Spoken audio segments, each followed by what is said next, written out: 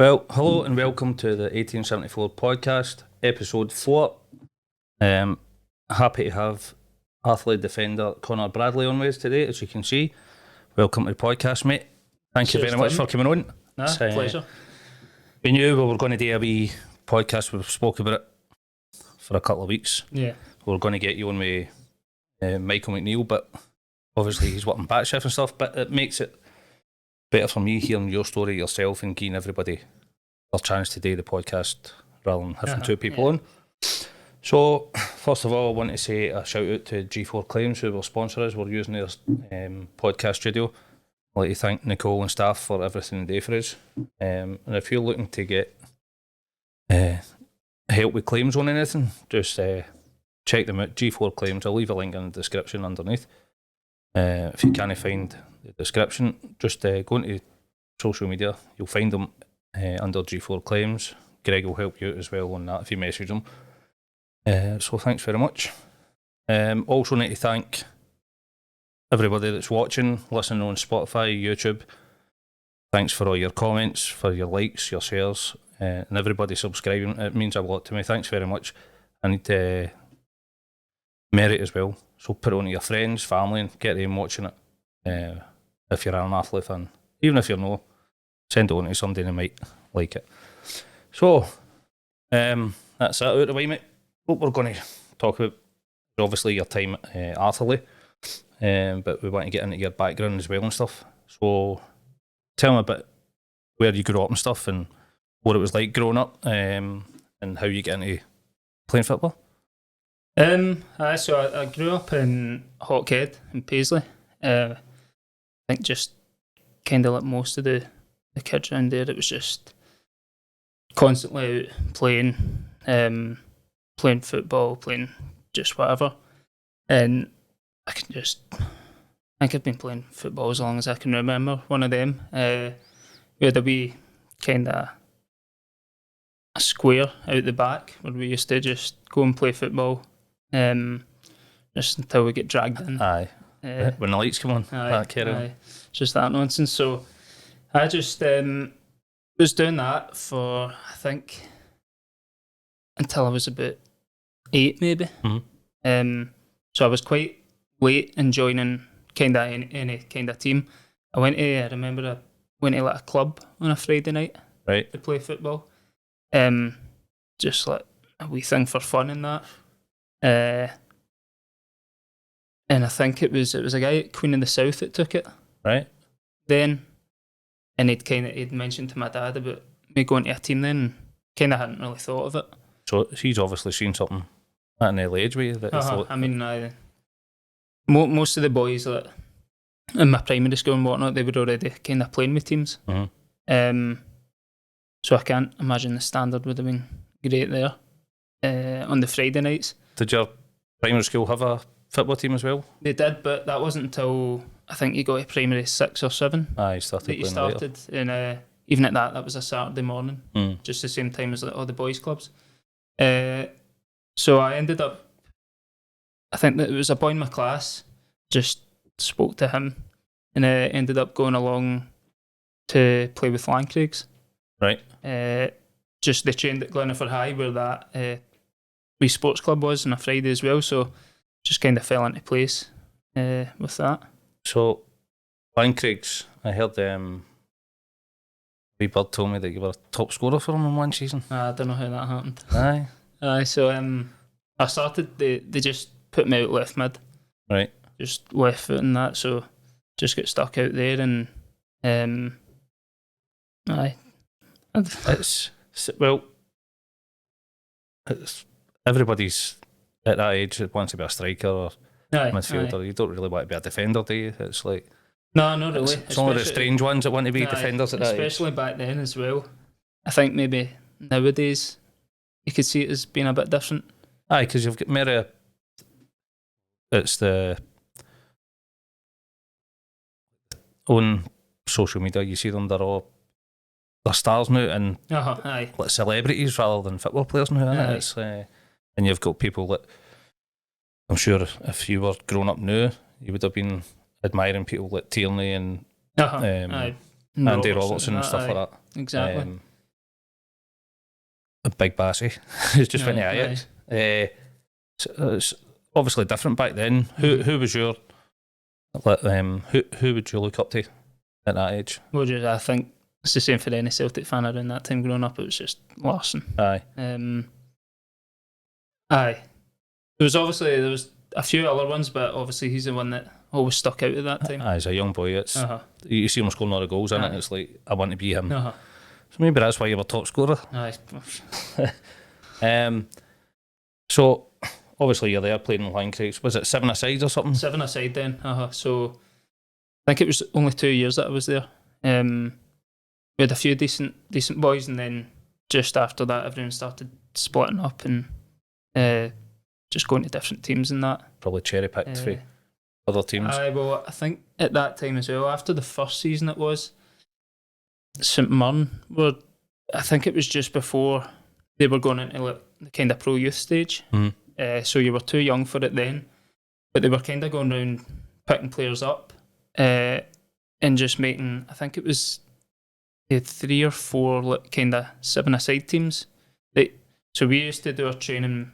I done my training with Lancraigs and I think a Tuesday, Thursday, and then St Mirren took all the boys that they'd picked on a Friday. Right. And then just every few months we would play against each other, like a wee kind of mini tournament and that. And so I think there was around about 30 boys, and just all playing against each other. They were still coming to watch us play with our kind of normal teams on a Saturday for boys clubs, and then after a year they kind of went and just picked the boys that they thought were the best. Aye. So moving on from there, where did you go after that? Was it after that I went to, it was the way it worked, it was meant to be Glenaford Thistle, but it was the year before 11-a-side, so they had 2 teams. Right. And then there was a wee fallout, and one of the Glenaford teams ended up pulling away and becoming Glenvale. So I ended up there, I think, for 4 years. Right. 2006 to 2010, that was. It was. Am I right in saying it wasn't the best of times? Nah, it started all right, and then I think I get moved. I was just getting moved kind of here, there, and everywhere to suit kind of other players, and I get moved eventually from being a left mid to a centre mid, and then at a point we didn't have a left back, so I get put there. But that was at the start of 11-a-side, and I hated it. The way it was just like your left mid was just kind of wasn't coming back, and you were always left 2-on-1, and just couldn't stand it. So you're getting the blame for everything. If it goes wrong. I felt like stuff was kind of going through me. What age would you have been then? Would have been about 11 or 12 when I get put in left back at first, and obviously couldn't stand it. I think there was a few fallouts and that. My you see Glenaford Thistle, my brother-in-law and my nephews, they're involved with him. Right. They play with, he's 15 or something. Right. Decent player. Alexander, if you're watching, a wee shout out for you in Glenaford Thistle. And Mason, who's a younger brother as well, he plays. And the setup that I've seen for them is a good setup. Yeah, do you know what I mean? It's I don't know. They've got a amateur team or something as well, or a men's team. I don't know if it's a Sunday. It was an amateur team. I don't know if it's still going or whatnot, but because I know when they get a certain age, it's like cut off at 18 or something, and then they obviously lose a lot of boys. Yeah, there's nothing else for them. So obviously you've been there for a while, Glenville. Then it was on to Barhead Youth. Yep.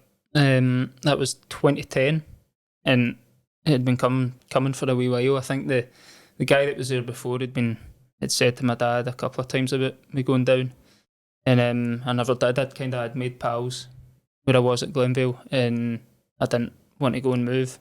That was the only thing that kind of kept me there so long.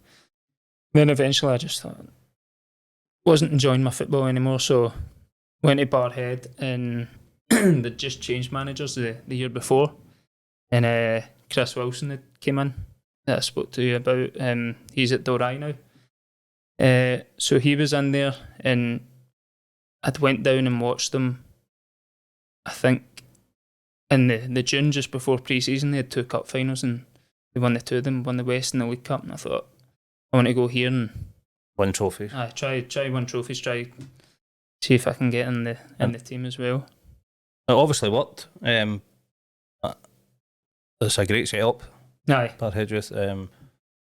People don't know that they've actually come in, partnered alongside Arthurlie now, so there's a clear pathway for young boys to come up all the way through, and they can get into junior football, hopefully, if they're good enough. If you look at, for example, we'll go into it later on, people, Michael as well, Andy McLaughlin came through, didn't he? Andy was at, he was at the 21s for a couple of seasons.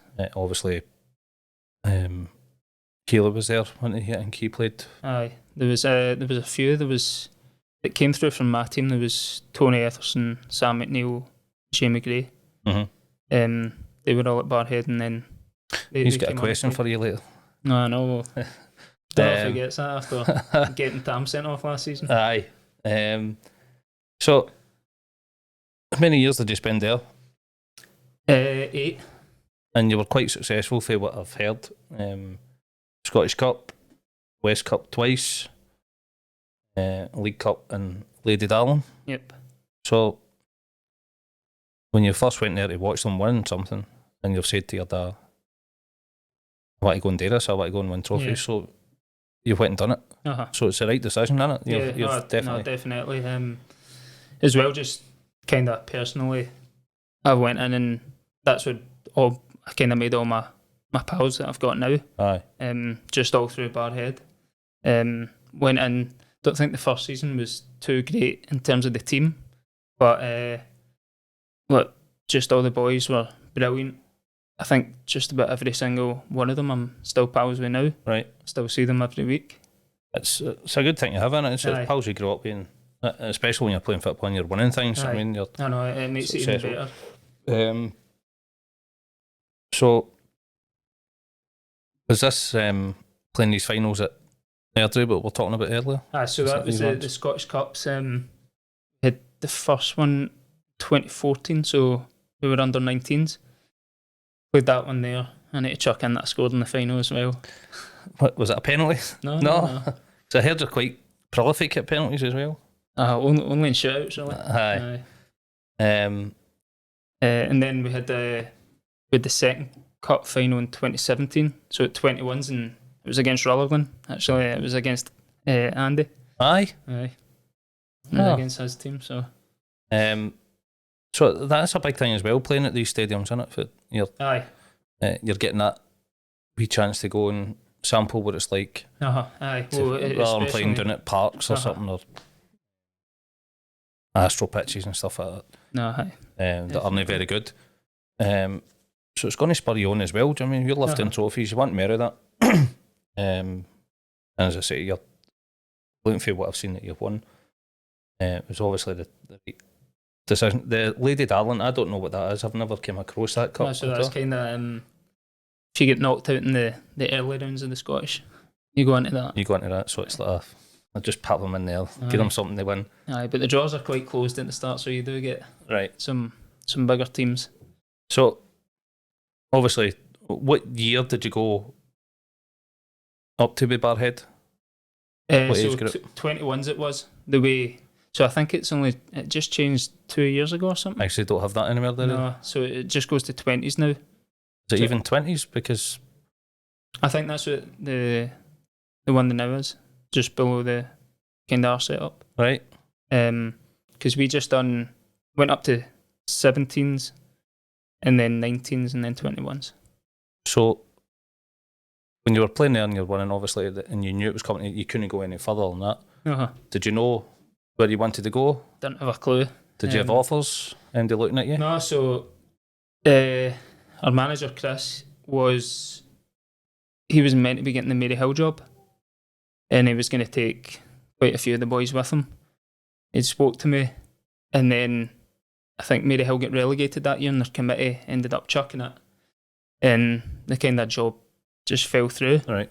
So got to the June, I was like, didn't have a clue what I was going to do, and I ended up going to the armies. Just I think Barhead Arcade it was. Right. I think I trained there like for 2 or 3 weeks, and then I think it was Kel that ended up getting the Mary Hill job. Aye. And he'd said to me about going down there. So we went down to a couple of sessions there, and he'd asked me to sign, and I was literally about to sign, and then I think it was Sam who was at Arthurlie. He said to me that the left back that Sinky brought in, because that was Sinky's first year at Arthurlie then, said the left back Sinky brought in was suspended for the first 6 months. Right. And they were needing a left back.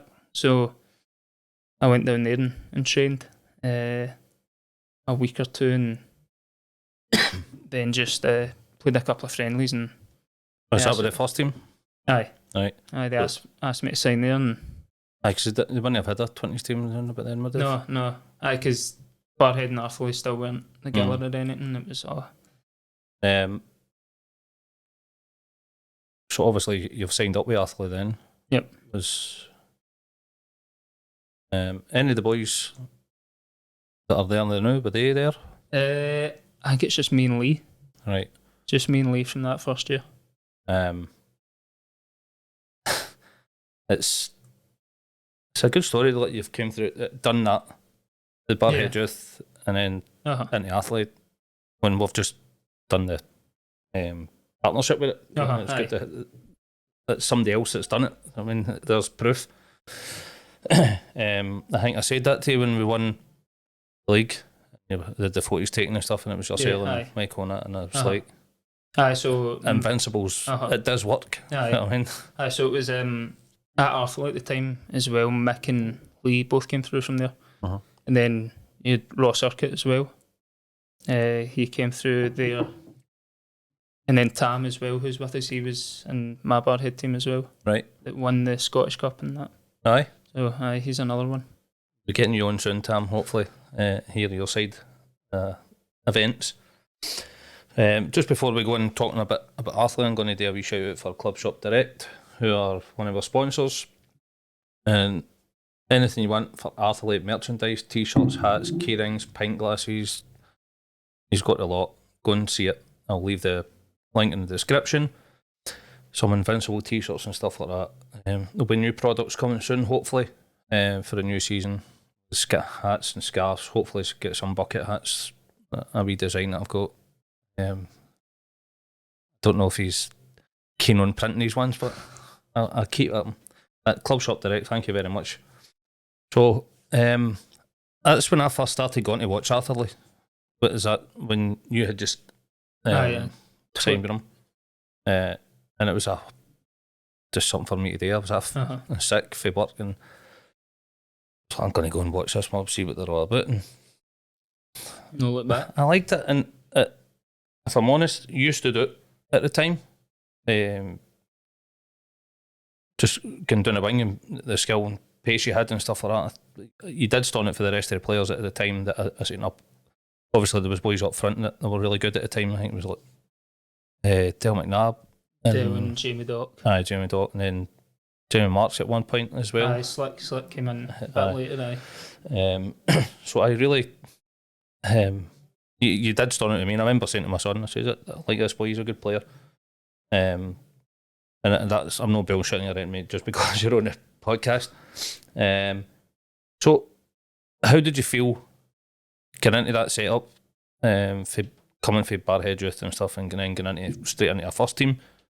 Where it's obviously a different style of football, different. You're up against hairy arsed men that are going to hurt you. Aye. I mean, well, we played like friendlies and that with 19s and 21s against junior teams. Kind of always made a good account of yourself, but at the same time, it's like when junior teams are playing against kind of younger boys, they're like, can they really be arsed? It's different when it's competitive. Aye.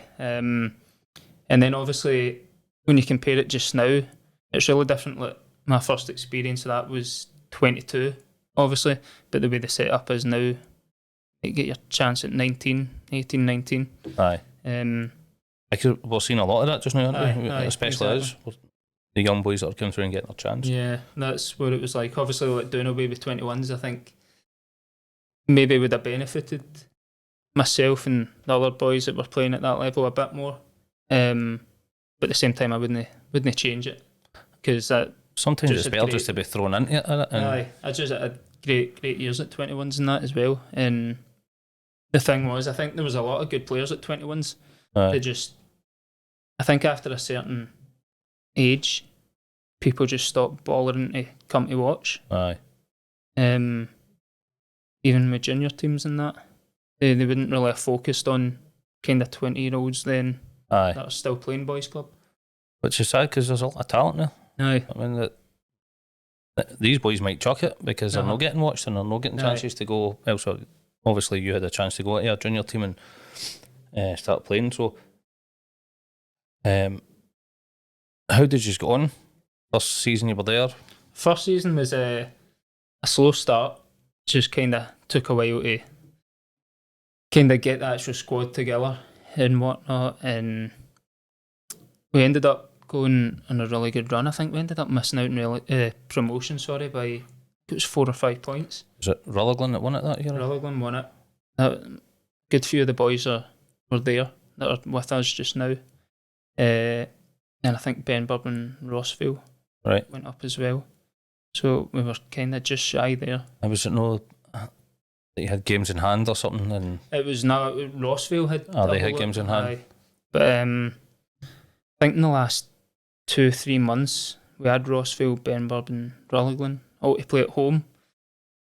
And we drew against Rutherglen, beat Benburb and Rossville, and we thought, there was like a good chance of us going up here. And I think it's the last 3 or 4 games it just kind of collapsed. But looking at it now, I don't know if we would have been ready for that step up. A giant step.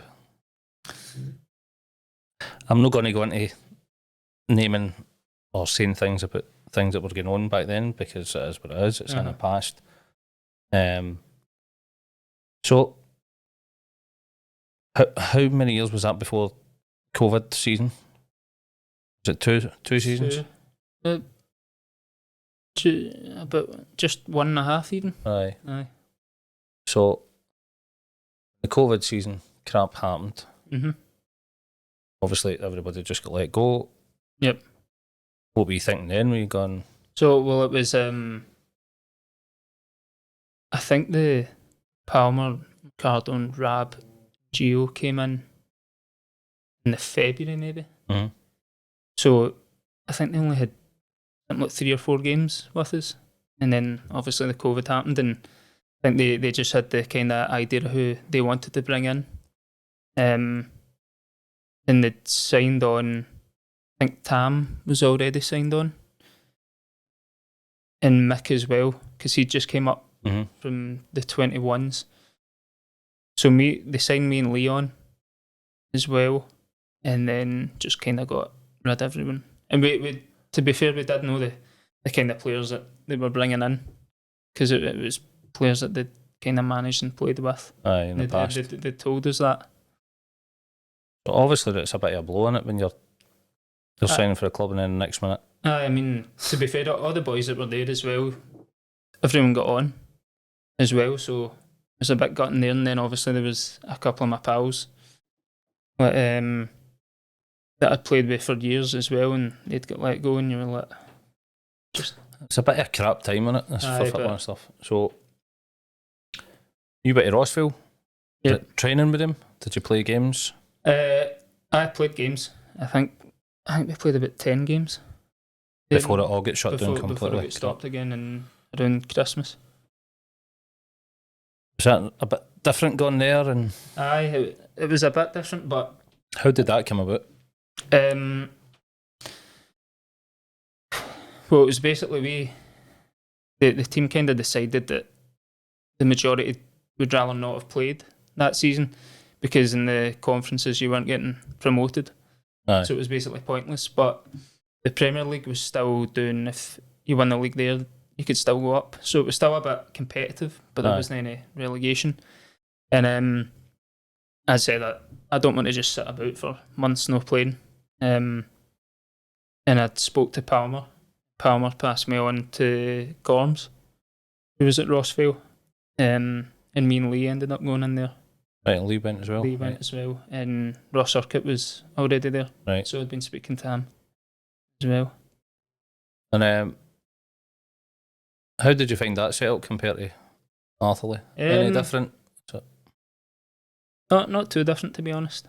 On the same kind of level what they were doing? What about coaching wise and stuff like that, was it? The coaching was good. They had, obviously Gorms was there and he was great. And they had Nicky Devlin as well, so Livy captain. Right. So he was in doing some coaching as well. And Sean Higgins, right, who's at Dundee, right, Ross County. So they had a good standard of coaching. Enjoyed the training as well. Just talking about them the now, Rossville, there seems to be a weird thing that's going on with them the now. It's like 2 teams. No, I don't really know much about it, to be honest. I'm just seeing there's like 2 different teams. You're like, aye, madness. So, so I've heard that there's a wee certain team came in for you at Rossville and asked you to go and sign with them. Aye, well, there was the first one was kind of Rossville were wanting to keep me initially, which Palmer wasn't too happy about, considering he'd said to Gorms as a favour. A favour. Aye, sending me and Lee there, and Gorms wanted to keep us, but I think the 2's done really well there, to be honest. It's only 10 games or whatever it was, but we played there, enjoyed it. 2's had done well, and I ended up being a wee. Gave Palmer and that a bit to worry about. So, and then the big step up, the team, Dumbarton. That I don't even think that one was as much as like. Were they looking for you to come in and train with them and just to see? Was it Jim Duffy? It was manager. But I'd said from kind of the start that I was always wanting to stay local because just what I was doing with my work and my uni. I didn't want to be travelling here, there and everywhere when it was going to be taking up kind of more of my spare time that I needed. So it was kind of an easy decision. We're in love with Arthurlie, you just wanted to go back, mate. Just tell the truth. And obviously, that's a hard thing to do because it's a decent level on it. Do you know what I mean? It's good wee stadium they've got and stuff like that going. And if you have any ambition to go and it'd be a good team to go and play with. But as you said, you need to take into other things into consideration in your life at the time. You know what I mean? I don't know if they would maybe want you to train more times a week and whatever, and expecting a bit more if you're doing your uni work. Aye, I know. It's a bit too much, isn't it? Aye, especially you can be playing away up north or away down at the border every second week, and it's just like no thanks, mate. Too much time. So obviously you went back to Arthurlie then. So would that have been this season there? Yep, aye. So you've come back in the new. Andy wasn't there before you went, was he? No, Andy was. Andy was in. He was in before. Aye, he came in just after COVID kind of started the first time. Right. So just in May 2020. All the players have just started coming back, have signed these new guys. Aye. Did you know at the time, did you feel something's going to happen here? You're building a good team? Aye, I knew that from the season before. And obviously the majority of boys had came back. It was just a couple of wee changes that we had in the team. And as I said, to be fair, maybe get a couple better players in as well. So it kind of maybe feels like what you achieved last season, maybe you just were chomping at the bit because you didn't get that chance the season before. There was a talk about that as well, and then obviously we I had the friendlies as well the season before, and we were like just ready to go kind of flying out then. And then obviously you've just got to put it all on hold again, and go through another horrid pre-season there with fartleks and just getting murdered every week. It's all worth it in the end, isn't it, mate? So that would have been season 2021-22. Before we got into that, there'll be a shout out for Jam Jar, one of my sponsors as well. Have you been there at all? No, I've not. No? Get done, mate. I know. Mick, if he was on, he would be done because I'm sure he's probably been. You see his Instagram and it's just bloody grub galore. Jam Jar, it's a wee place in Shuttle Street in Paisley. Get yourself down there, get some scran, say hello to Mark and Paula. You'll love their food, it's amazing. And thanks very much everyone today sponsoring the podcast, guys. I'll leave a link in the description. Check them out. Go follow them on all the socials as well. You'll be slabbering looking at the food, I'm telling you, man. So before we talk about last season and stuff, I just want to say a big thank you to Andy. As we all know, Andy's had to leave his post as manager at Arthurlie and he'll be sadly missed. And it's due to work commitments, right? So anybody out there that's trying to make up stories and crap to suit your own agenda, shove it up your farter, right? Because it's just total nonsense. Didn't want it to happen. Committee didn't want it to happen. It just couldn't work with his work commitments. So sadly, he's had to move on. Well, no move on. He's had to leave his post, which is I didn't even get to say trudeau to him. You obviously did get the chance and stuff, but I'm sure we'll pass will cross. You're welcome back at Arthurlie anytime, Andy. Don't make yourself a stranger. And in the same breath, we'll welcome Palmer. Craig Palmer's took her as the manager. You know him inside out, he knows you's inside out, so it kind of makes sense. We've spoke about this already. I think he'll do a great job at Arthurlie. He's a likeable guy. He's always got time for me and stuff. So all the best, Craig. You'll be on here soon anyway. I know you like talking. So I look out for that. We're getting Palmer on a special for the Pollock game. Nearer the time it'll be discussed. I don't want to give too much away now, but it's going to be really good. So the Invincible season, I think everybody enjoyed it, but I don't think you did, mate. 8 games, 1 goal.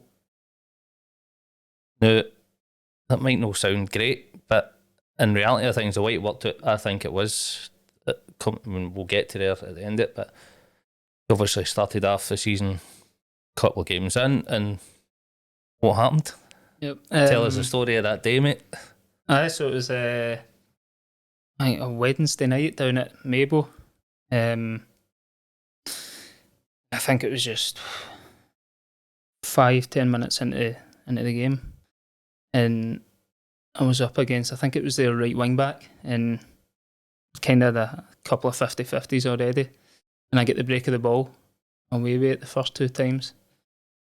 Then there was the balls broke right in between us, and I think that time he's just thought he's not getting away with the ball this time, and just a bit of a stinker. Was it a horror one? Aye. I wasn't there, I didn't see it, mate. But what I've heard, it was a shocker. Aye. He's obviously he's meant it. Aye, 100%. Did you know right away it was? Aye. I looked. I was kind of. I think our legs get kind of caught as well when I've landed. It's made it even worse. Right. And kind of, I think the initial contact might have been. Aye. And I was down the ground and kind of just looked up straight away and just seen. Was it one of the ones? Ankle Like going one way, leg going the other. And the boys actually stood up and they pushed me and he said, "Get fucking up." No way.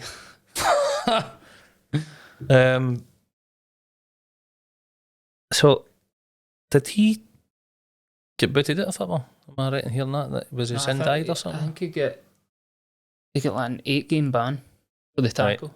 Just for the red card. It must have been the ref's report. So I mean that tells you all you need to know. Tackle. And then I don't think he really played again. Did they play in the last game? No. No. No. Are you looking out for him, Ryan? No, I think I already knew. I knew by then because he didn't play in the. Obviously, the game get abandoned. Aye. And he didn't play in the kind of rearranged game. A rearranged game. 2-0 down there, wasn't Yeah. it? Obviously, that's a toughie to take, especially when we've started so well in the season right away and everything's feeling good. New season, you're all back, and then bang, that's. I know. I still It's. I remember like, just the full night of it. Just. You've probably replayed that moment there in your head 100 times. Aye. Just kind of wishing I didn't go for the ball, but.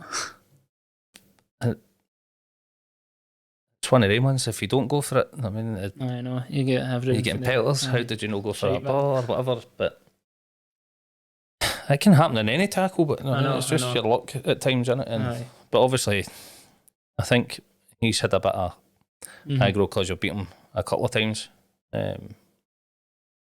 Naughty boy, whoever you are. I don't even know his name. Don't want to know it. So that was a lengthy time out for you then. How long were you actually out for? I think it was just over 6 months, but I think it should have been a lot longer, to be honest. And what happened? Did you get operated? And so I went into the hospital that night. I think it was Ayr Hospital I get taken to. Right. And I mind being in the ambulance and there was the 2 paramedics. One was just sitting beside me. The other one was driving, and the 2 of them were kind of, I think they knew already because they'd cut my boot off and my sock and shin guard. They had to cut all that off, so they knew kind of what was wrong. And the 2 of them were arguing over what was the fib and what was the tib. And I was like, fucking hell, I'm going to get something attached to the wrong place in this hospital. End up with 2 right feet. But I'd went in that night and just obviously got loaded up in the morphine straight away. Aye. And I just remember lying back. I think that night they'd put my ankle back in. Right, reset so it was an open ankle dislocation and an open fibula fracture. Right. So it was on both sides of the leg. And I just remember lying back and kind of a few of the nurses had came in and then they'd walked away again and then brought back even more nurses. And they'll have a look. Aye, and they were like, do you mind if we have a look? And I went, oh, no, that's fine. And then they went away and brought back more, so I was like, must have been a bad journey. Like, this can't be good. And then the next morning I get operated on. I get a plate put up the leg, I think something like 8 pins in, and then one big one through the ankle. And then I think they were saying to me as well that I'd just be in 1 or 2 days, and I ended up being in, I think it was 6 days. Aye. Absolute murder. A question that probably came across your head at that time, the doctors and stuff, you might have been saying, will I play again? Or how long until I'm back playing? It was always how long. And obviously at the start you can't tell too much. You need to kind of wait for swelling and whatnot to go down. But the surgeon there at the hospital, she was really good. She kind of told me everything that I wanted to know at the time. Then it was when I went to the RAH for like my kind of checkups that was kind of hopeless at the start. Aye. I'd went in for my first checkup, I think 2 or 3 weeks in, and I think the top surgeon there was mobbed that day. I was meant to be seeing him, and they ended up just handing off to like a cleaner. Could have been. When I surprised you, didn't I tell you? I think it was a kind of, I don't know, someone that was in med school, just new in, and I asked kind of the question like, how long roughly is it usually for this kind of injury to get playing again? She won't forget about thinking you won't play again. Seriously? I should have said that, and So whoever you are, right, he's proved you wrong, and it's great to see. But hearing that, but Aye, that's obviously going to set you off. I mean, that was what age are you just now? 26. 26. So I was 25 then when it happened. You don't want to be hearing stuff like that at that age. I was like, that was not the worst at any thing age, that I'd but heard, especially when you're playing football at 25 and you've got another 10, 11 years on you. Depending if you're fit. Do you know what I mean? Well, gone by the ages of the senior ones at your team now. That's what is she doing telling you stuff like that? I mean, I don't know, but especially because she wasn't even like the senior kind of surgeon or doctor at the time. So how has that affected you mentally after that? It must have got after that. You must have went through some. The first few weeks and that they're all fine because everyone's always kind of checking up on you in the start, just asking how you're doing, how you're getting on, just everyone texting you and that. So it's fine at the start, and you're just getting used to all this stuff, and then by that time you're about halfway through until you get the cast off, and then to hear that was just gutting at the time. I thought there's even a point in me going back in and working with Scotty and whatnot. I can only imagine. I've broke my ankles both of them through football, and I actually played on with my right ankle. I didn't know, and had played 6 months. Went to the doctor, got an X-ray done. Like, you shouldn't be playing football. Aye. It wasn't at any level. It was just like 5s and stuff and 7s, and it affects me now. Yeah, it's like my ankles are absolutely gobbled. So that it didn't stop me from doing it, and obviously you've had something inside you to go. Well, obviously, I'm going to get back. I spoke to other people as well, and obviously Big Scott as well. And they were all just saying, like, just don't listen to that. Like, once you're kind of off the cast and that, we'll assess you then, and then just take small steps. That's what you've got to do. Do you know what I mean? If you're looking at the long term all the time, going, I need to get here, it could drive you nuts. I mean, but obviously with Scotty, he's trained in it, he knows. Yeah. But it's a mental thing as well. This is what I'm trying to get at with it. If you're thinking too much, it could drive you nuts. Yeah. There must have been times there when you were sitting going, fuck this. To be honest, at the start there wasn't too much. I was alright. At the start I was just kind of Googling stuff about kind of other people's with the same injuries and that, and there wasn't too many bad days. Right. During that kind of period, they came later on, I think. I think that might have been once you started playing back again. Aye. So I remember it was the 20s you were playing with up at County Park. It was one of the horrible windy nights up there, and you came off and you were saying to me, your balance didn't feel right on it or something. Remember, it just didn't feel right. You could tell with your movement in that game as well. Yeah. You weren't confident in it.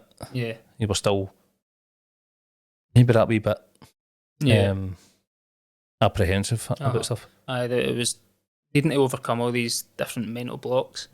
I think it was after 8 weeks I'd started doing stuff with Scotty again, just kind of really light running, like jogging, and then just kind of wee leg exercises. And Scotty helped me through it all, and it was easier going to training as well, knowing that I had something to work towards and something to work with. And then you had Aldo as well, who was out. That's what I was just about to say. We can doing watches at the start of games and stuff, and it'd always be yourself and Aldo just out doing light jogging up and down. It's good that you've got somebody there as well who's going through a bad injury and stuff, and that did help a lot as well. It's obviously pushing each other on to go. And the crazy thing is that was our left back and our right back for the season, so we played a full season without boys that were going to start. Yeah. Well, you'd think they would start. The reason I was going on about the mental health stuff is because you've seen on the podcast I did a thing with Time to Tackle with one of our partners and stuff like that. as I've said before, check them out on social media. They do great work with mental health. On Wednesday night at Paul Shaw's, if you want to go and play football and have a chat with them, men and women. Friday night they played down at St Mirren, the hub behind there as well. They played. Go and speak to Aaron and have a good time. Play football. Speak out if you need to. And I always say on here, my DMs are open if you want to chat to me about anything that's bothering you or something, mental health, whatever. Don't sit in silence. We're here to help. Everybody at Arthurlie's here to help you. We'd hate to think that we don't put it out there for people, but I'd like to think that we can help people. Do you know what I mean? And check them out, as I said, on Twitter. I think there is Twitter. And the Facebook ones are closed groups, so we'd need to join that. So the mental side of it there, when you've come back and you're feeling, am I going to be the same player? Am I going to? So you're questioning yourself right away. But it must be tough. I mean, I've not went through anything like that. I think I applaud you for coming back and what you've done, mate. It's takes a strong character to do that. Oof. I had to after missing out last season, didn't I? Well, so you're sitting there watching everything happen. Yep. And you're seeing us just steamrolling everybody. Going, next. Yeah. Were you going? What a season to miss! And it's like. I remember I was just sitting. I think the first few months were all right. Obviously, still itching to be out there playing, but just kind of knew I couldn't. So I was fine at that stage, just sitting back. But obviously, at the same time, it was still gutting. You're just choking to get back into training and then see if there's been any kind of improvement. What each day? Aye. At that stage, not even each week. So Scotty worked alongside you. Was it just a 2 days training? Did you go and see him out with that? It was a 2 days training, and then on a Saturday as well when he had the time. But he'd made a kind of programme for me as well, just to follow in the gym, just to help out in kind of every other way. So, did you play many games for the 20s? I'd only been up and seen you once. I think it was 3 or 4. And it's good that you had that to go into as well. So again, that's something that you wouldn't have had, say, 3-4 years ago. Aye. And that did help a lot. The confidence coming back, and then obviously the first challenge to see if the leg holds up. Aye. So there was, in November, I got the big screw taken out. I got another operation, got that big screw taken out. The surgeon that I went to see, he kind of just advised me. He said, if you at the level you're playing in that, he said it maybe would be better if you get it taken out, just to kind of, it might free up the kind of ankle a bit more and the movement. So I went and got that done. But the pin had actually snapped. Aye. So I think it was because after about 8 weeks after the initial break, I was out with Scotty doing runs and all these kind of. Did you feel anything? No, strange. Not that I remember, but I think it was just from the pressure from that. Right. Maybe a bit too early. Maybe, but I was feeling fine to do it. Like, there wasn't any pain, so they took most of it out. There's still a wee bit in there. Aye. Stuck in, but just keep it in there for good luck, mate. It's not affecting me, but I've still got the plate and that up the side of the leg. Aye, that'll be there for. Aye, that just stays in. Just as a nightmare going through the airport. No, it's not actually been. Aye, I thought that, but next time I went through fine. So the big comeback was Glasgow United, wasn't it? Yep. And I've only heard 2 roles at Dunterley this season that were loud, and that was one of them. Aye. You made your comeback. What a role for you to come back, mate! It was. I know. It was a good moment. It shows you what the actual fans think of you, mate. Do you know what I mean? Aye. Obviously the local boy and stuff like that, and come through the ranks. Obviously the other role was the Dale goal. Mabel. Aye. Just I know. wow, mate. I thought I was going to come on and score the winner against them. I thought it was. Oh, do you know, I'd have been wrote for that one, mate. It would have been. I know. I was waiting for Andy to turn around that one. It'd have been that would have been something. That would. But no, that was wild, that one as well. I remember coming on and just hearing that my legs were starting to go, like just the first few steps and that, and I thought. Because it was only the last 5 minutes or something, wasn't it? Aye. But we'd spoke earlier, you'd been on the bench. I'd been on the bench a couple of times, but I think it was just to get you back into squad. So Andy said to me that he was only going to put me on if it was comfortable. So we let 15 minutes left.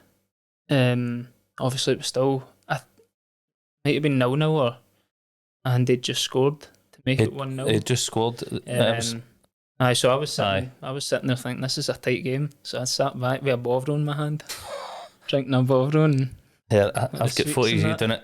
Irvin Vicks, you and Dale. That day it was freezing.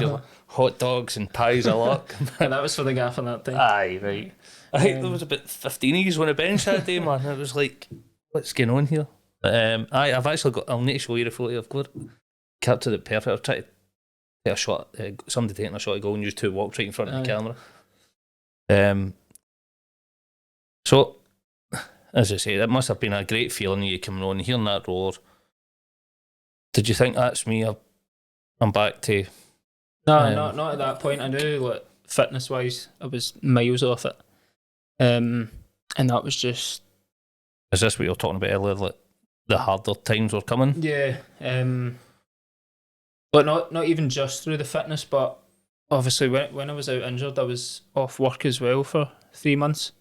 I was just sitting about all week, obviously nothing to do, and then get some of my pals that were going out on Friday nights, and then the boys as well, my pals that play football on a Saturday, they were going out on the Saturday nights and it was team nights out, so I was going out Friday and Saturday. And obviously in the long run that's not going to help. Yeah. And then at Christmas as well, I knew that in January I'd be kind of back in because I was just being able to kind of start properly running. Aye. At that point, so I thought, we last blow out. It's allowed, mate, isn't it? It's allowed to happen. But no, that didn't help me when I came back. You've obviously had to put a proper shift in, but once you've come back and you've realised, if I went back in this team, especially a team that's flying and invincible, I mean,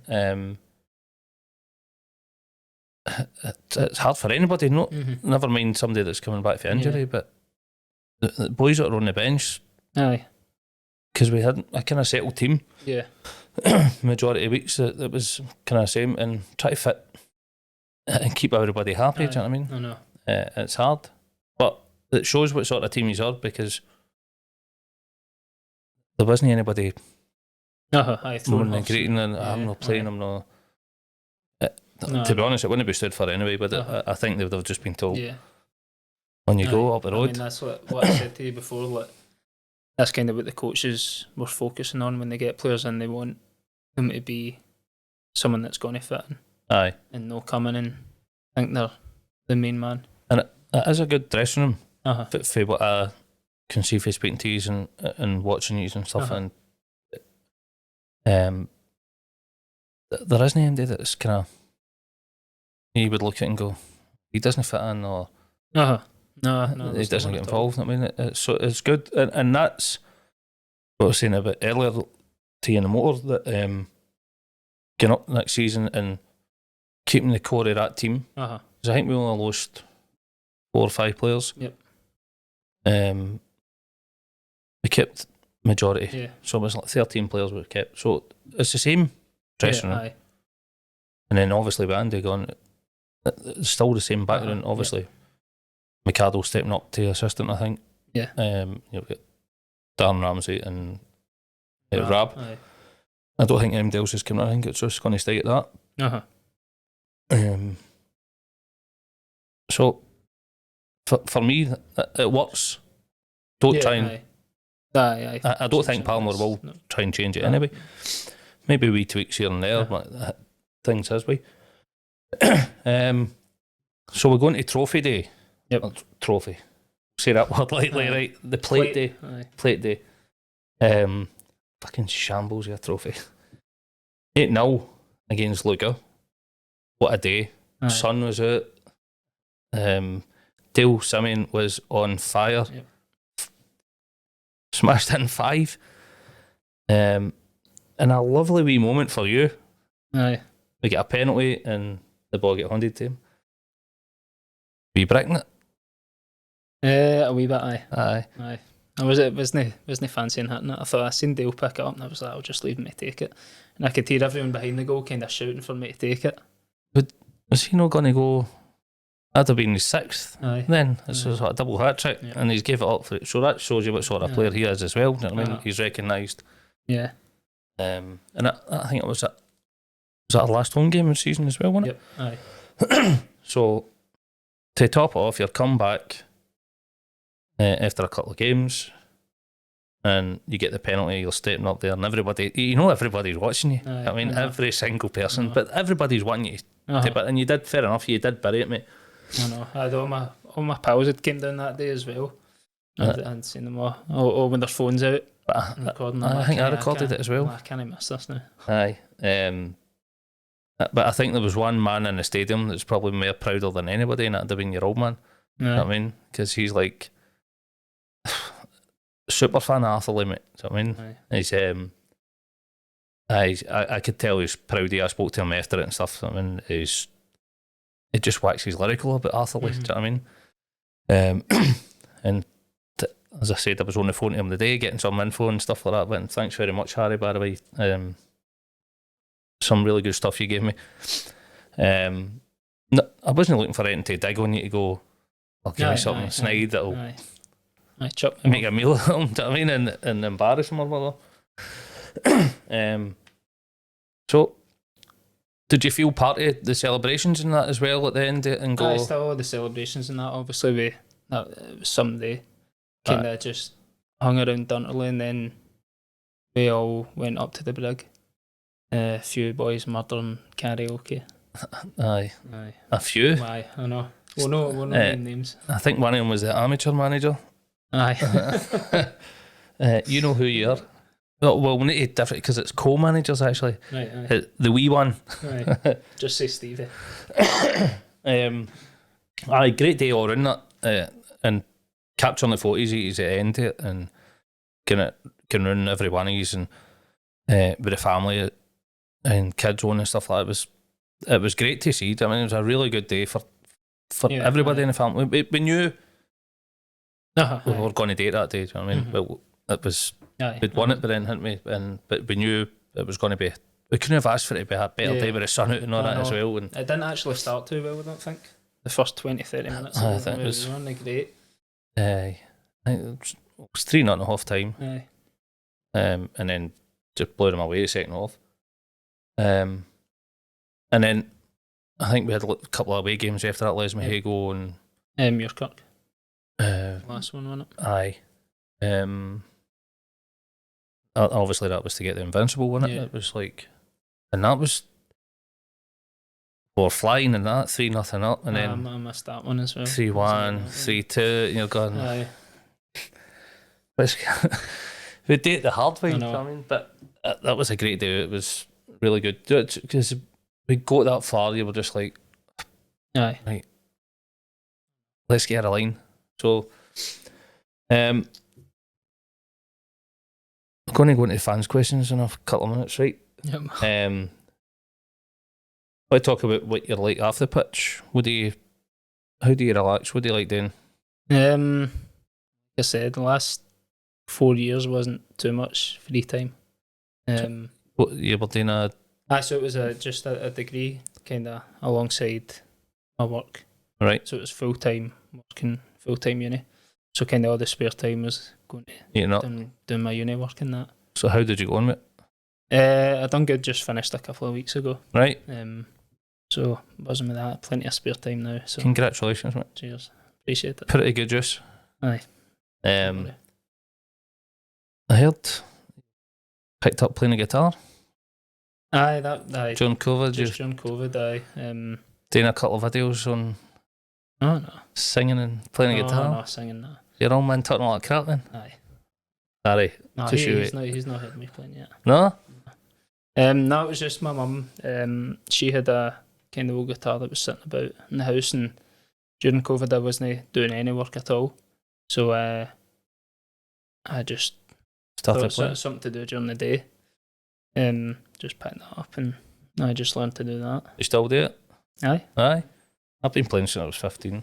And then you go, I'll no compete. I've not touched guitar in about 8 years or so, but I taught my boy how to play. He's 16 and he's flying now. He's way above what I can do. He's phenomenal. He's got to college to do it, music production and stuff, and that's his passion. He wants to do it. It's a hard thing to learn. Yeah, I mean, but it's good thing to learn. It's just need to stick at it. Sitting in your room thinking you're a superstar. I know. That was for me. I think there was no Gallagher. Aye. I'm not quite there. Aye. So obviously you like going to gigs and stuff. I've seen some. Were you at Transmit there? Was it Transmit? Aye. How did you find that? You I enjoyed it. Aye. Who were there to see? It was a Friday. Went to see Nile Rodgers. And Excellent. Great. And just Sam Fender and Paulo on the Friday. Was Paulo good? Aye. Aye, great. For what I can remember. Alright. And then Saturday, I think, was the Strokes. Right. I was there a few years ago when Liam played. Took my son, and I've never felt so old in my life. Oh, no, I know. It's like, I'm starting to feel old dude as well now, but what is going on? I know. But I vowed after that, I'm not going back there, man. Nah, leave that to the young team. Obviously, we've had a couple of guests on before, and a few of them have answered questions, and your name was named a few times. And I know. Mr. Carroll talking rubbish. Says you're the worst dresser. He's at the wind up. I mean, we've all seen Tam. He's 2 watches on holiday. Oh, I'm saying nothing. So I want him on a podcast. I need to keep him. Best fighter, saying you've bragged all Dave McKay about a few times. I mean, that's a bit of a wind up. He's obviously just had to say it because he stitched Andy up, didn't he? With Andy does that. Aye. See, I knew he does it. So with that, we'll go into the fans' questions now, right? Yep. You've probably seen them all because it was all your Twitter, wasn't it? But we'll start with your dad first, because he's. There's no really question. It was tell us a story about when you were playing Vale Leaving down at Renfrew, and that was at the Lady Darling Cup final, and the floodlights. Oh, aye. Says the floodlights. Aye, no. Kaput, and you were taking a penalty. Aye, I think that was our very last game at 21s. Right. Cup final and penalty shootout, and it was a Friday night. So it was already quite dark. We'd went to extra time. I think it must have been about something like 10:15. Something. 10:30 we were going into a penalty shootout. And I think I was up 3rd or 4th. And just as I've put the ball down and walked away, the floodlights went out. I think they stayed out for 10 minutes. So you've had to endure that? Quiet, so I've just had to stand and wait about there. You getting a bit of abuse for the side or whatever? No, the keeper. Aye? Aye, just the keeper trying to get in my ear. Neg you out. I came back and scored it, so. Oh, well, so it says you won 5-4. He actually said that your penalties, he says it was like 13 out of 13 or something with one of the boys' clubs or something. So you've obviously got a decent record. Aye, and it says he hopes you appreciate him all the time that he took you to games and everything. And don't let him give you that. He was working most Saturdays. Thanks for the question, Harry, anyway. So moving on to your ex-teammate and now coach, Darren Ramsey, who's also been on the pod. And he's asking, who's got the biggest arse at Arthurlie? I think this is a loaded question because I've looked at another one. There you have it. Noodles is always digging everyone else out, so I seen he got a bit of, I think it's a wee insecurity for him. Wee bit of abuse the other night. Over hiding his shoe and hiding his bag and all that, and he was losing the That's plot. just that Sandy and Tam. They do Aye. that every week. Constantly. Or something. Aye. Troublemakers. Well, thanks very much for the question, Dan. Next up, it's Div Mackay, and he's saying, how did you break your front tooth? Oh, I thought that would have came up. And that was our first big night out with the team. So that was in the COVID year, in like the August time. So we'd already done, I think, 2 months of pre-season. Then we finally got, obviously all the restrictions were in place, so we got our night out. And well, day out, we went out in town. I think it was like 11 o'clock. It was from roasting day. And we're bevying from like 11 till, I think it was 5 or something. And then we're all starting to leave. I think we were going back to Divs.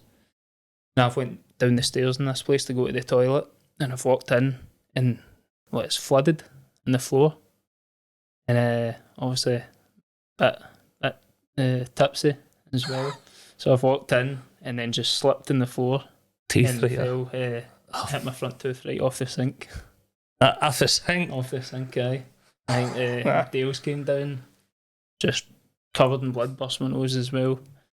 And my tooth had broke off. Was it game over or did you stay out? No, it was game over. I tried to stay out, but Mick made sure I got home. So. Up the road. Aye. Thanks very much, Div, for your question. Next one's for Mad Mush on Twitter, who's Darren that's always at the side of the dugget. How you doing, Darren? Thanks for your question, mate. We've only seen you play left back. Is there any other position you've played, or would you like to play in another position? Well, I said obviously I started off left mid when I was a wee guy, then kind of got moved into centre mid, and then I played there a few years at Barhead, and then my coach went to put me back. And obviously from my time at Glenville, I was like, I don't want to play here. Aye. Threw a wee huff. Toys at the pram. Toys at the pram. And then eventually I think our other left back he'd left. He just chucked football. And he asked me to play there again. Went and played there and didn't look back. But then... So, would you try out left mid again? If No left mid. No, I've not got the skills or the finishing. But when I think in my first year, after a few months, Big Barra and Tiger, they'd been talking to Sinky, and they were wanting to put me in centre mid. Right. Because I was obviously doing quite well at the start. They thought that I could be playing in there, but sometimes you're way ahead of the left mid anyway, do you know what I mean? Aye, Yeah, I know. because you're bombing down that wing. No, they'd want to put me back into centre mid. But I was like, I'm fine here now. I don't want to. I'm comfortable here now. That's it. Stick with what you're comfortable and what you know and what your strengths so are. that wasn't until 18, I think I was, that I started playing left back. Well, you've made it your own now. You're obviously comfortable in that position anyway, for what I've seen. Next question is for Jack Easton. Jack Easton. How was Conor given his nickname Gummy? And is it true he beat Mick McNeil in an arm wrestle? I'll take that one first. Aye, I think everyone's beat Mick in an arm wrestle. He just goes to the gym for show. Right. That's it. Doesn't know how to put it to use. So, Mick, what is going on, mate? With the nickname, that was again when I joined Barhead. The start, I think it was in the first couple of months in that, and we were just at training one night, and everyone was getting all these stupid nicknames. What they look like or whatever. Someone went, he looked like a gummy bear. I was a wee bit chubbier then. And then I don't know how that one stuck, but it's just stuck the full time. And that's because that's all you hear is nicknames all through the whole team, innit? It's I know, so that's been 12 years of that now. There was one the other night, was it Irvin Vicks who were playing? And Percy. I saw the kid. Right. Percy. I'm like, fuck. I thought you were going to say Franny. Franny? Who's that? Irvin Vicks. What number was he? I don't know. Oh, did you hear one? Just heard it, aye. Aye. I'm looking for Hector next or something. I can go with Percy. Cheers for the question, Jack. Last one is for... I don't think we should answer this. He got Tam sent off last season against Muircourt, so... Right, are we in agreement with that? We'll know that. We'll not ask it. Aye, we'll pass on for Jamie. Right, Jamie, shove it up your father. So, thanks everybody for your questions. Keep them coming in with the next guest that's come on. Don't know who it is yet. I've got a few to ask. A few shy ones that don't want to really... and go and talk, aye. Too scared to... But aye. There'll not be like that in the changing room, but... Aye. But I'm sure we'll be able to get them on. Mm-hmm. When the mere boys that take it... I know the ones that will come on. Obviously, Michael might be the next one if I can get him... and he's not working. Or he's not taking photos of food. So what do you think next season? What's your what do you think we can do next season as a club? Obviously coming up you don't want to just say kind of fight to stay up and that, because I think we're better than that. Obviously if you've got everyone fit as well, I think we've got a good chance of beating anyone on our day. So it just obviously need to steer clear of injuries and that, but you'd want to be pushing in the top half. Aye, it's one of the leagues, as you say, that any team on their day, aye, anyone can beat anyone. Can beat anybody, which is, I think it's going to be a really exciting league. Yeah. There's going to be some shock results and stuff like that. And I definitely think as well from last season, at times we dropped in terms of performance and that. But I don't know if that's caused, look, no disrespect, but the teams that we were playing week in, week out, because then when we played against the Premier League teams, we did do good, bar the Rob Roy one. That was just a one-off for me, I think, because every other time we played the top teams in our league, we gave them a doing. Yep. Playing like Benz and Roglan and stuff like that. Yeah, I think as well, even the Hurlford game, I thought we could have been out of sight. If we'd taken our chances, but it's obviously you're up against clinical teams next season, so that's the difference. That's what it's going to be now. Taking the chances. Obviously, you can make excuses of the players missing and stuff like that. They had players missing, and but the difference is at that level is when we get our chances, we'll go to take them. We'll go to put them in a net, but I'm confident enough that we've got the right players there that can do it. Just need to stay clear of injuries and suspensions. It's going to be hard, but it's one we're going to relish. And I think you as players are wanting to play against these teams. I know, definitely. That's what you want to play for. And prove yourself at that level. And say, I've got the right to be on this pitch with these guys. I mean, because nobody's going to come to Dunterley and bully us. Nobody's going to come and outplay us. And get away with it. I mean, they might be good teams, but I will just put Div out. We'll take bodies. Or new boy Big Lewis. Be throwing a few people a bit. That's welcome to the new players as well. Lewis Warnock and Callum Shields. Yep. Some good performances so far for these guys, and wishes all the best. Be seeing Mary's, hopefully get you on the podcast as well.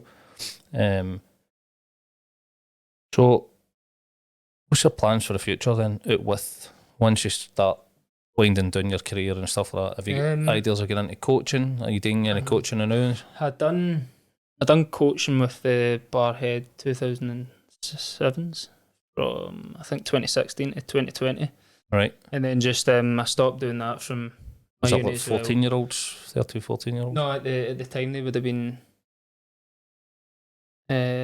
just around 10. Right. So that was with Chris Vance. They'll be about 15 now. Aye. So I'd done that, but I kind of, when I got into my third year of my uni as well, kind of needed more time, and so just stopped with the coaching. But Possibly in the future, but just now I'm just happy playing again. Just now, I think after doing your uni as well, you're wanting a break. yeah, You we want to break, and relax. then just Is that kinda what your get myself- holidays were for there? Was that your... Yeah. that was just Because you were in Barca at one point as well, weren't you? that was in May. No, but usually can't really take a week long holiday or that through the kind of uni course. Aye. You just fall too far behind. Aye, you don't want it. Enjoy it now. That's it. I know. Back to So- playing. Go that Aye. relaxation. You've done your uni. That's it. It's out the road, mate. So, obviously, you've done the coaching with Barhead Youth. How did you find that as a setup? Do you? Great. Because Obviously, you've been a player with them and then a coach. So I was a player at the time when I started. I was playing at Barhead, and obviously Vancy, Graham Vance is like running the full kind of setup at Barhead, He and does some job about him. brilliant. He got us to a few international coaching kind of conferences with Right. Celtic. So we went up there, and it was a full day of just seeing how, I think it was 2 days, just kind of going round the kind of first team, working your way down, seeing the way they work, the way they run.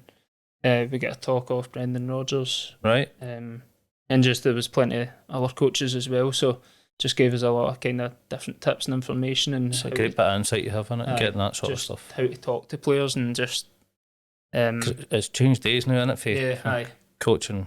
Well, obviously, when I was younger, I'm a bit older than you, and it would. just in terms of like psychology now, and that's all used in. Every little detail is looked at now in football. Aye. Every it's madness. It's like down to what people are drinking, how much they're taking micros and food and stuff like that, and it's like making that 1% change. Yep. But it makes it, and it might not look much at the time, it's just that wee 1%, but add them all up there, it makes a huge change. I don't know if we'll see that at Arthurlie soon. Managing like that. I don't know about that. Change days if that happens. Saying to boys, I can't go for a pint on a Saturday, and there would be a few arguments there. No sandwiches at half time. Yous are warned, right? Aye, that's usually Scooby. That ends for now. The kitchen will be locked. Aye. No eating it. You can have as many after the game and pies. Too many arguments are happening in the committee because of that crap, right? And it's doing my nothing. So it's ending now, Scooby. Every time you see him, he's... I know. So, obviously you've got a few years left in you. You're still fairly young for football and stuff. Do you see yourself staying at Arthurlie? Would you want to go anywhere else? No, nowhere kind of in particular. Obviously, if I got a chance to go maybe play at that higher level, if I got the chance again, you've got to take it. You've got to take it. But I mean, just don't know what's going to happen. So monkey flu or whatever. Aye. Something. Aye. Hopefully not. So just winding it up, mate. It's been great having you on. Can't thank you enough. You've been a great guest. You've been open enough to talk about everything, which is great. That's what you want as a host, just to let somebody come on and tell a story. And I hope the fans out there have enjoyed listening to him. What I want you to do is keep sharing it, liking it, subscribing to it, because it's good for you to get that wee everybody seeing it, mate, as well. Do you know what I mean? So I keep liking, sharing, subscribing. It's free to subscribe. The thing, that's the thing, people. It's free. Just press a button. Give Muncher a shout out as well. Spoke to him yesterday, so Muncher, my big pal. Here's your shout out. Muncher and Sarah looked after me the full time since I joined. So there you go, Muncher and Sarah. Thank you very much for looking after him. He's done a grand job. They're probably filling you with pies and sandwiches and Diet Coke. I get my dinner. After the game. The good people always look after you. Just happy that they're there on the committee and They do a great job, thanks. Last question before we stop, mate. Who would you like to see come on? Who do you think would have a good story to tell? I know that. Obviously, Gaz said about Gaz Smith. I know he's a bit shy here, isn't he? I'm hoping he scores 100 goals and then get him on I after need to that. get him on. But apart from that, I think maybe Leyden.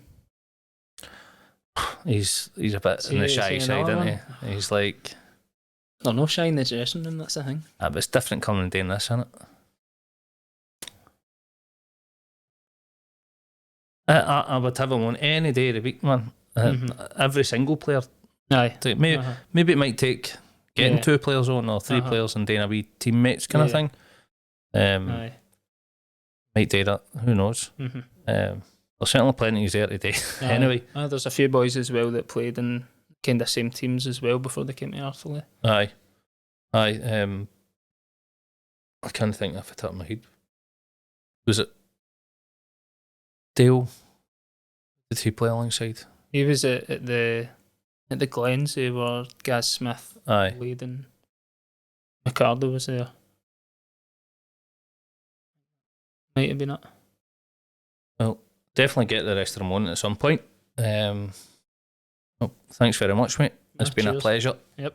We'll get you on again down the line, maybe next season when we'll win the league. I mean, don't put that pressure on. Aye, I've already done that this season. I'm not doing that again. Thanks very much, people, for watching. See you next time. Cheers.